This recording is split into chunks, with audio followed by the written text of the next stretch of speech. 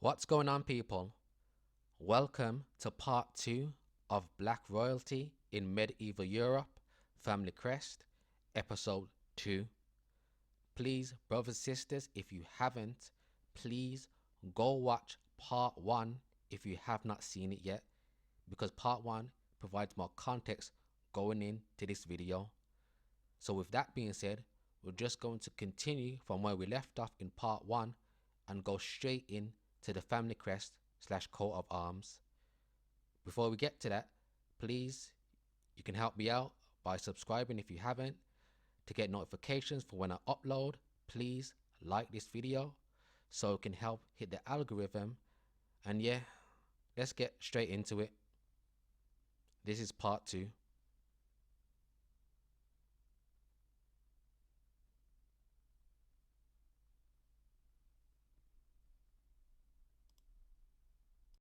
Okay, so now this coat of arms is called the Zwickau coat of arms, and this is located in Saxony, Germany, which of course the Holy Roman Empire had a lot of territories in. And of course the Holy Roman Empire was ruled over by so-called black people. But with that being said, let's take a look at some more variations of this arms.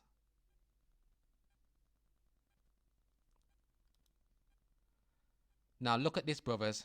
What do we have here? As we can see in the top left, we see the so-called black person holding his chest out, looking prestigious, looking regal, holding the scepter or holding the mace. Now of course, rhetorically, the question is, why does this exist? But let's take a look at some more variations. Here's another variation, unlike a post-it or a postcard. We see the so-called black man in the top left again, holding his chest out with the mace, with the scepter, looking prestigious. Let's take a look at one more variation. Now, this is the official coat of arms / crest, which is located on a town hall in Saxony, Germany. So for all of the naysayers who may say that I'm faking these images or I'm taking them and coloring them in, you can see these live in person in these locations. Well, let's take a zoom in shot.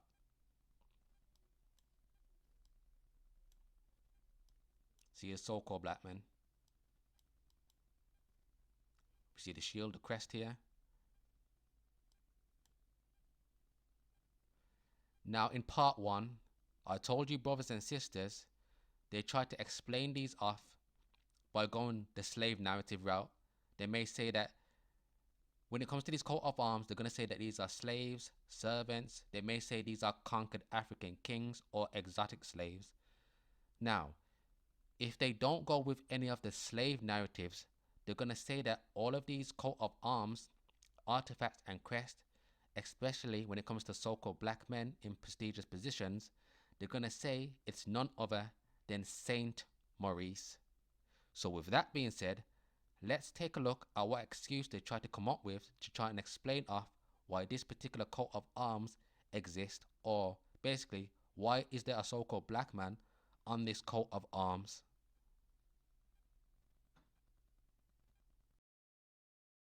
Okay, so now we're going to read what excuse they came up with as to why there is a so-called black man featured on this coat of arms. So it reads: the coat of arms of Zwickau, Germany, includes a black soldier named Saint Maurice. And there it is, ladies and gentlemen. What did I tell you? If they don't go with any of the slave narratives, they're going to say that these figures are just showcasing Saint Maurice. Saint Maurice by now is just basically a so-called black mascot that they came up with to write off why these so-called black people, specifically black men, are shown in heraldic positions. But let's keep reading.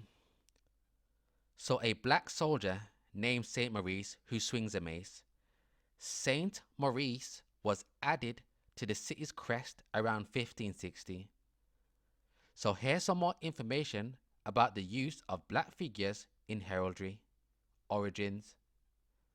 The earliest use of black figures in heraldry can be traced back to the late 13th and early 14th centuries in Bavaria, the Upper Rhineland and Lower Saxony, meaning black figures were used to represent the universalist pretensions of the church and the empire. Evolution. In the 15th century, black figures began to take on more exotic and degrading features as a result of increased conflict with Muslim and European participation in global trade. All of these narratives that they have to come up with, as I said, let me go back to my collage of images. So look at this. Are you going to tell me that all of these are Saint Maurice? All of these so-called black people looking heraldic, crowns on their head, jewelry, golden earrings, golden necklaces, and all of these are all Saint Maurice at the same time, or slaves? Now, of course, all of this goes by the wayside when we know so-called black people held rulership in Europe during the Middle Ages, during the medieval time period. Don't let them lie to you, brothers and sisters.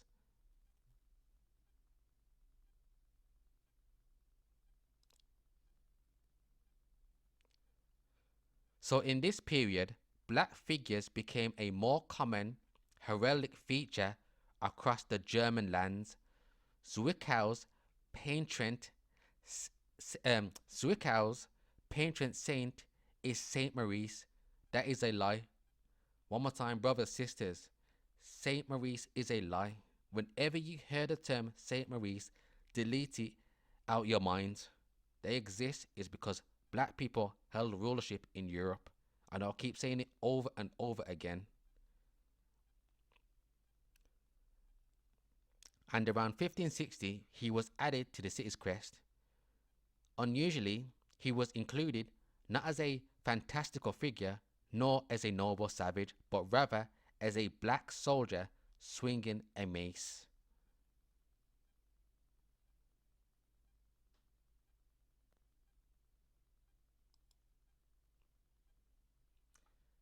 One more time, brothers and sisters, don't fall for these lies.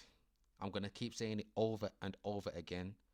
The reason why these crests, these portraits, these paintings, these artifacts, these relics, these sculptures, these monuments, these statues exist of so-called black people shown in heraldic positions is because so-called black people held rulership in Europe during the medieval time period, during the Middle Ages. It's literally as simple as that. But of course, they don't want you or the public to know this, so these are the excuses they're going to have to come up with to explain off why these exist.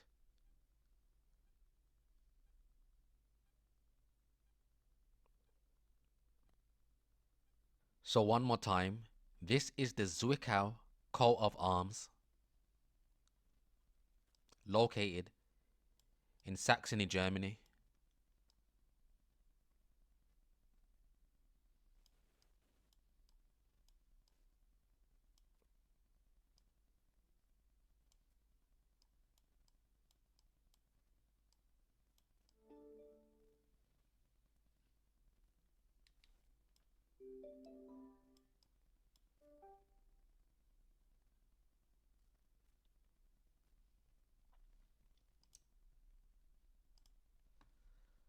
So I mentioned that the Holy Roman Empire was ruled over by so-called black people.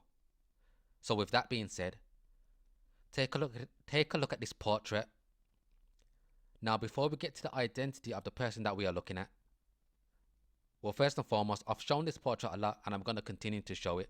But before we get to the identity of the person, what they tend to do, brothers and sisters, they tend to take the real images, the portraits of the kings, the queens, the duchesses, the dukes, what have you, and they retitle them to hide the identity of the person that we are looking at. So for example, they would take a portrait like this and retitled it things such as Portrait of an African, Portrait of an African in Renaissance Europe, Portrait of a Negro, Portrait of a Negro in Renaissance Europe, or the classic Portrait or Image of Saint Maurice.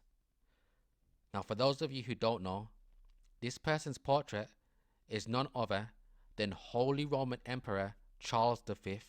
Yes, he was a so-called black man, just like the rest of them. Now, in this specific portrait, they've retitled this Christopher Lee Moore. Now, they tried to say that Christopher Lee Moore was one of the archers / African bodyguard of Charles V. That is the narrative that is a narrative they have to come up with to hide the identity. No, brothers, this is not the bodyguard, African bodyguard of Charles V. This is the authentic portrait of Holy Roman Emperor Charles V. But let's get another image of Charles V.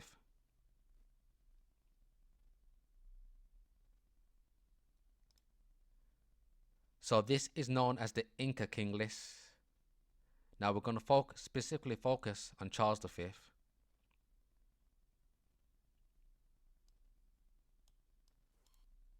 So over here to the right, brothers, there's Charles V once again, portraited, if that's even a word, on the Inca King list.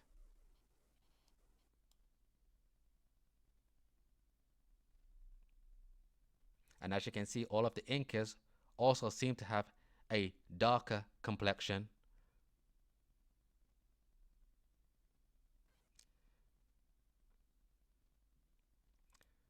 So here's Charles V on both portraits side by side.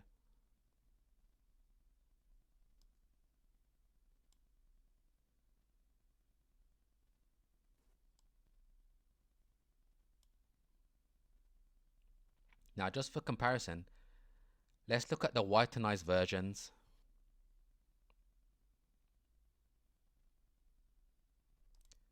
So here is a modern day / Renaissance / remodeled, refurbished, redone, reconstructed version of the Inca King list. Everybody seems to be quote unquote lighter.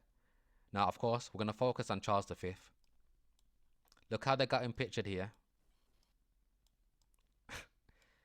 This is what they do. See? Now, just for comparison, let's go back to the original. Here's Charles V here, zoomed in. The authentic version, the white, and here's the whitenized version. Right here.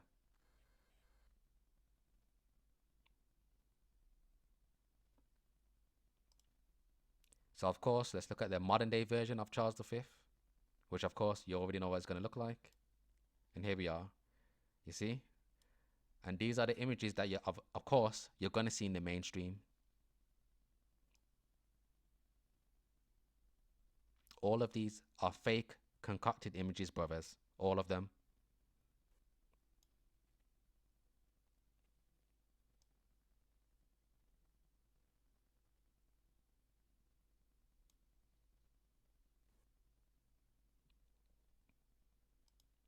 But yeah, one more time. This is Holy Roman Emperor Charles V.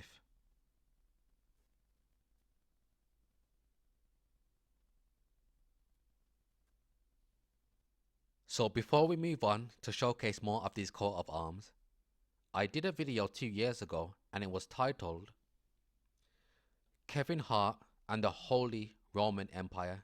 Does Kevin know something? Now in this video, I showcase some of the authentic images of said Holy Roman Emperors. Now after this little coat of arms series that I'm doing, my next batch of videos, I might be going into the real portraits and images as well as the physical descriptions of the nobility in Europe. But we're going to showcase some of these images real quick. So if we jump forward here, where is it?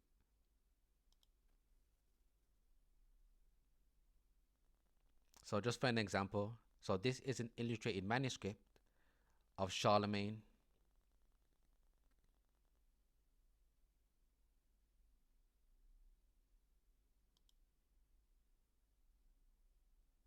So here is an image on like a stainless glass steel of Charles IV, Holy Roman Emperor.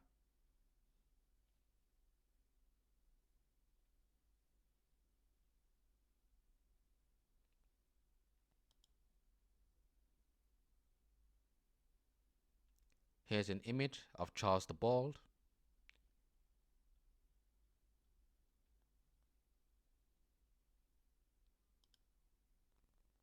Of course, this statue here, which this may or may not be Friedrich III, Holy Roman Emperor, according to Knowledge of Self on Facebook. Regardless, as you can see, the statue is featuring a regal looking so-called black man, and as we can see, the shield has that double-headed eagle, which is a representation or the insignia that the Holy Roman Empire used.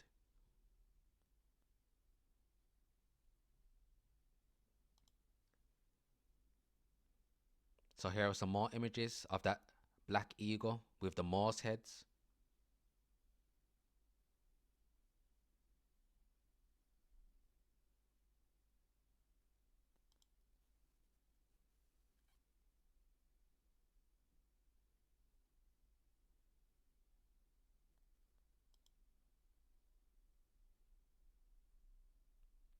So here's Frederick Barbarossa, or Friedrich III, Holy Roman Emperor.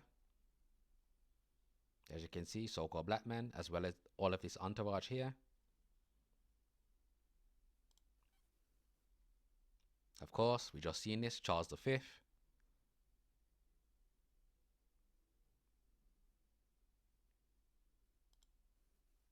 The daughter of Charles V.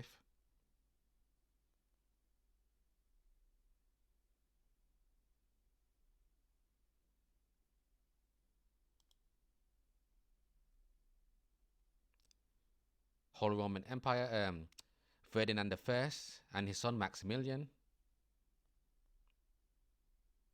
You know, there's many of these images here. Let's just skip to this one. And Leopold I, Holy Roman Emperor. One more time, brothers. I know I keep saying it over and over again, and you guys probably getting sick and tired of me saying it. But when I say that so-called black people ruled Europe, I meant Europe, okay? It wasn't just one section like Spain and Portugal or this place over here. I'm talking about the entirety of Europe. This is why they have to go through great lengths to cover up this history.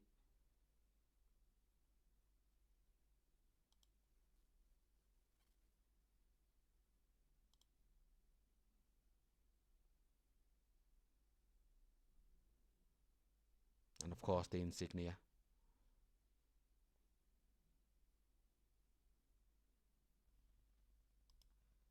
Okay, so now we're going to look at a town called Oberwölz.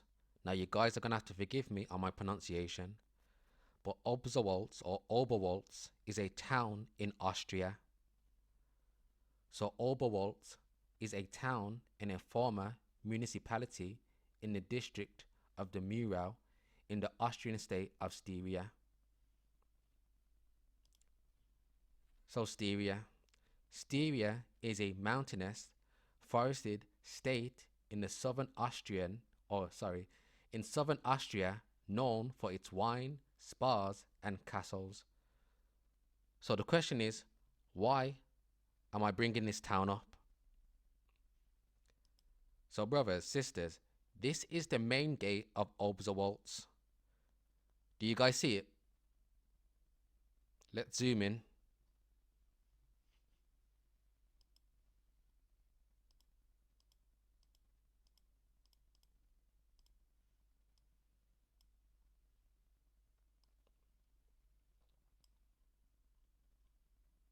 Now what do we have here? Look at the crest, brothers. As we can see, we see two crowned so-called black figures. Now, what is this doing here? Now, I know I sound like a broken record because this is a rhetorical question, but they really love themselves some African slaves, allegedly, or some Saint Maurice, don't they? But let's get a more clear shot. So you see the two crowned so-called black figures here?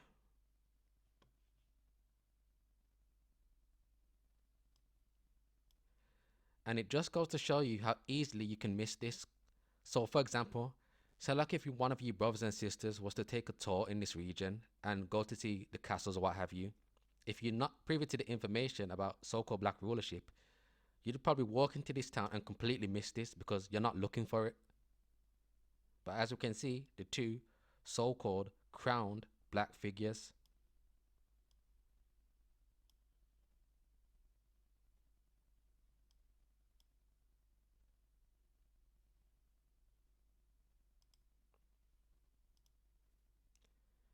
Now look at the official crest. You see the so-called black man, crowned so-called black man, on top of a castle.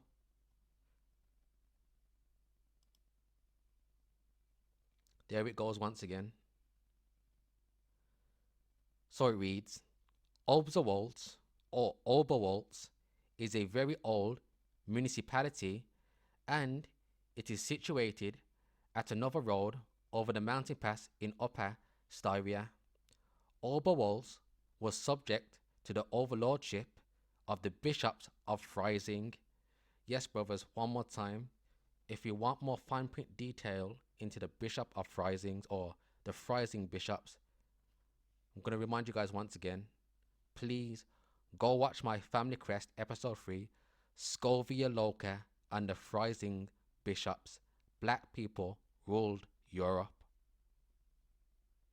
But let's go back to it. So of the Freising bishops in Bavaria until 1803, this is symbolized by the Moor's heads or Moor's head in the arms. The head is taken from the arms of Freising. And just on an off note, it's always funny when they say the quote-unquote Moors weren't black. Yet, these so-called black heads are described as Moors.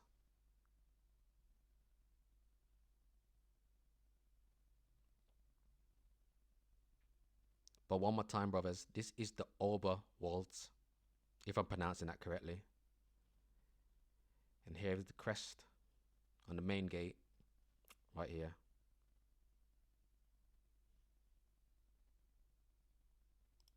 The two crowns, so-called black crown figures.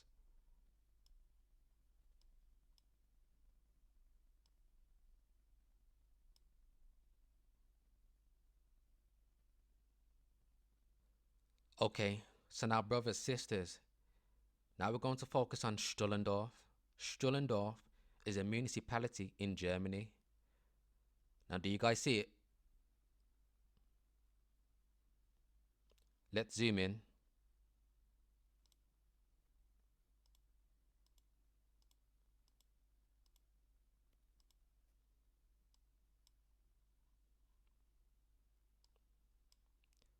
See the crest right here? The three so-called black men's or Moor's head with the B underneath it. It just goes to show you how many of these are actually scattered across Europe. But let's get a clear representation or more variations.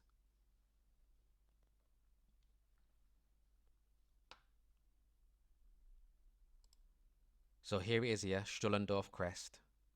As you can see, the three Moor's head or so-called black men's head with the B underneath it.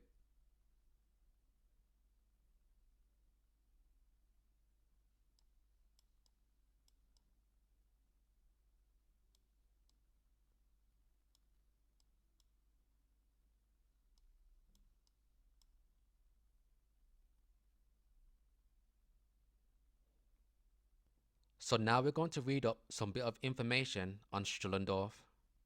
And one more time, as we can see the coat of arms, the three Moor's head. But let's scroll down.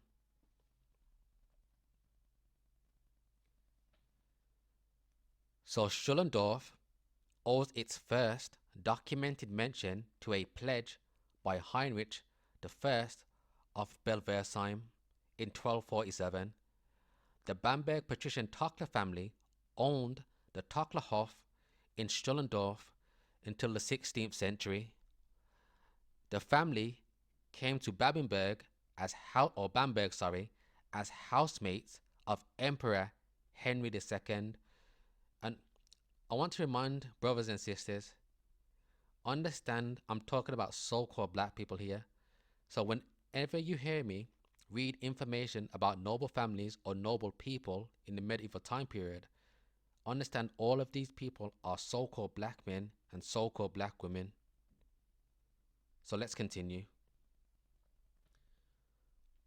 So housemates of Emperor Henry II, and was a respected and important bourgeoisie family in the area for several centuries.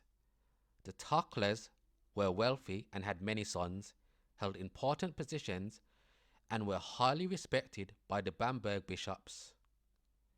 They were involved in long-distance trade, owned several houses in the city as well as forest, meadows and field properties outside the city walls. The Tuchlerhof and the Ziedelhuben, like I said, you're going to have to forgive my pronunciation, but it just means, it says it right here, just means beekeeping, which were already mentioned in 1348, were of great economic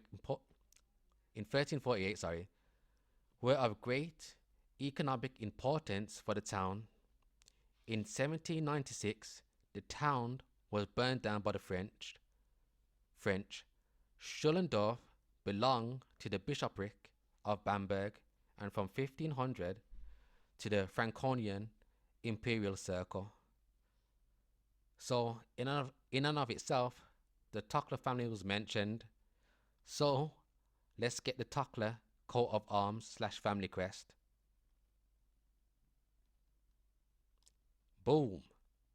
One more time, as you can see, the Tuchler family is represented by so-called black people.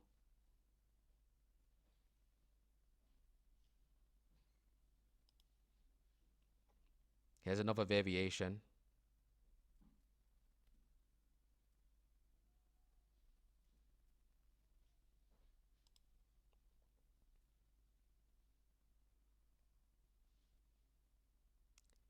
But yeah, that was Strullendorf. Okay, so now we're going to look at the Tucher coat of arms / family crest, as you can see here. Now I already done a full video going into more fine print detail on the Tucher family, and it is titled Family Crest Episode 1, The Tucher Family, Black People Ruled Europe. But just to make a long story short, just to summarize it, basically the Tucher family was a noble patrician family from Nuremberg. They were a trading family. They were in the spice trade, they were into stocks, they were in the mining and smelting game, and they were also into politics. But this is a family crest showcase, so let's take a look at the coat of arms. But like I said, if you want more fine print details on this family, please go watch this video. But with that being said, let's take a look at the coat of arms, or the different variations.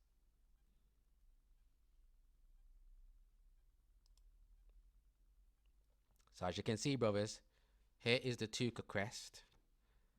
Now this Tucher crest is in the St. Lawrence Parish Church, and as you can see, it's on stainless steel.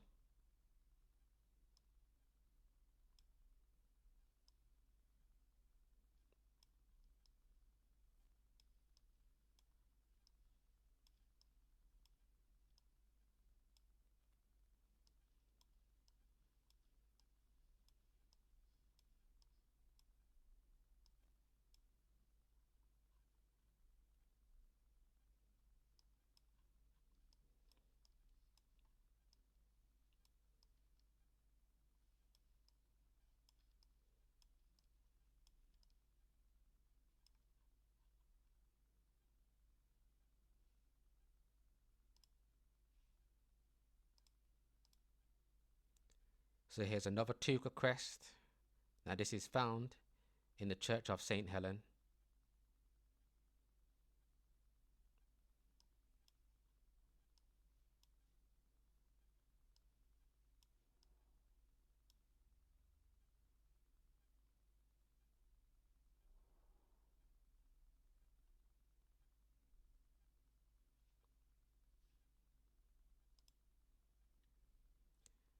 So here's another Tucher crest.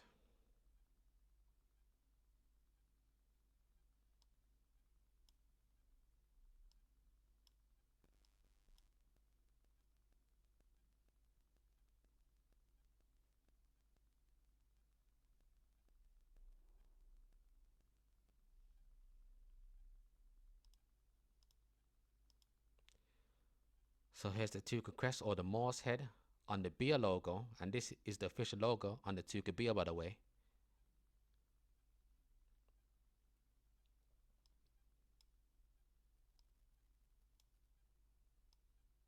As you can see, the so-called black man with the crown on top. And of course, they're probably just going to tell you, brothers, it's just St. Maurice.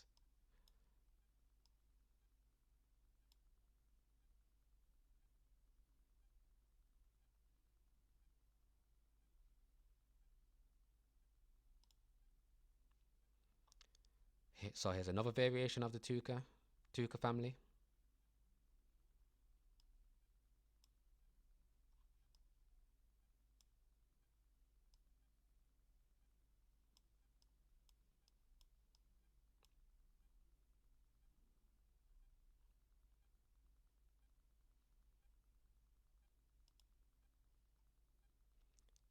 Here's another, which also looks like it's on stainless glass steel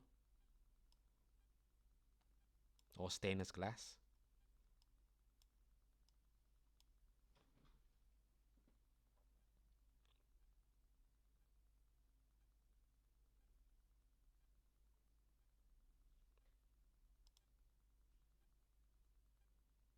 Here's another variation of the Tucher crest.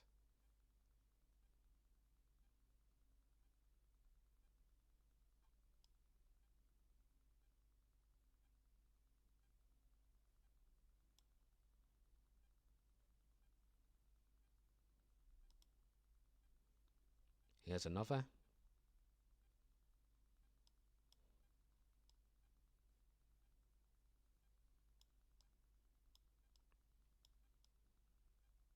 One more time, brothers, this was a noble patrician family who were involved in trade. But of course, they have adopted this image and they're going to tell you it's just a Moor's head or St. Maurice. So here's a plaque. Now this is found in the St. George's or St. George Parish Church, clear as day.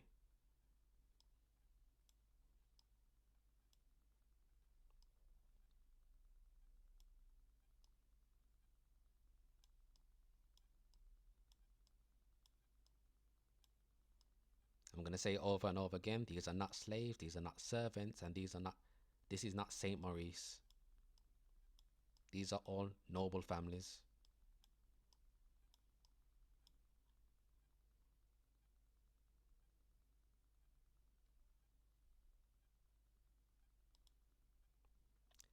So here's another Tucher crest on the beer logo, one more time.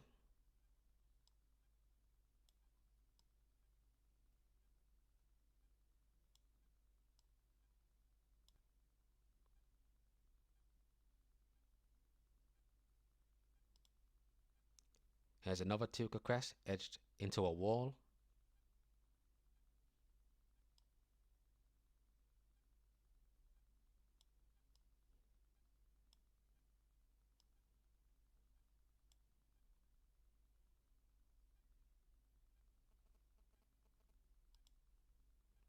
Here's the Tucher crest found in a book.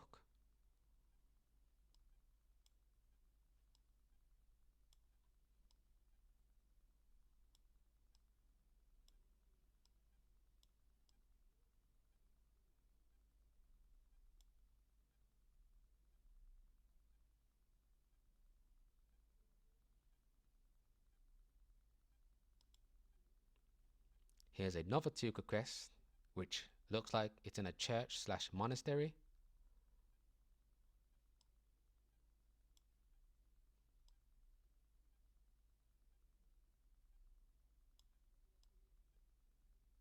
And it just goes to show you, brothers, what the medieval time period would have looked like in its entirety.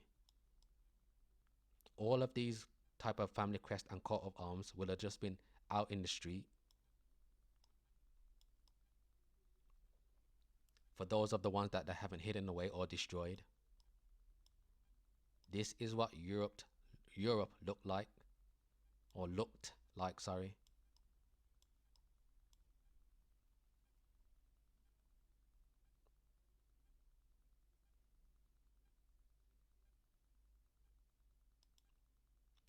So here's the Tucher crest and a plaque.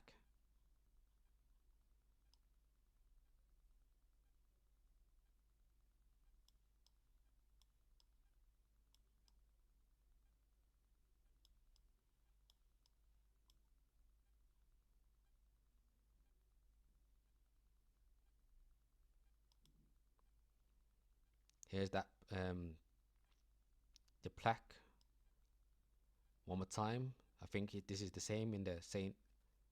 George's Church, I think. Or is this hang on, let me see.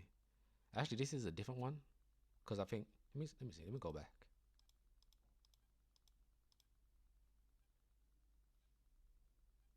Is that the same one? Just a different angle. Let me see.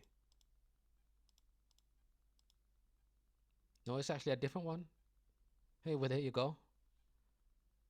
Because this one only has the single so-called black man's head. You can see here. Oh yeah, it is different.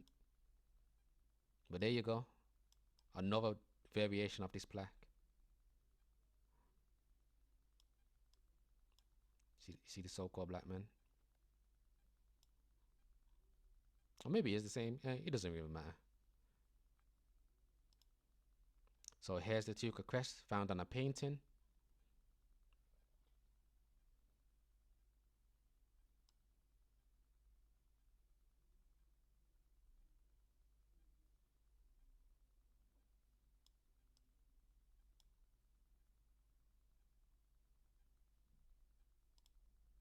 And here's a digital version of the Tucher crest.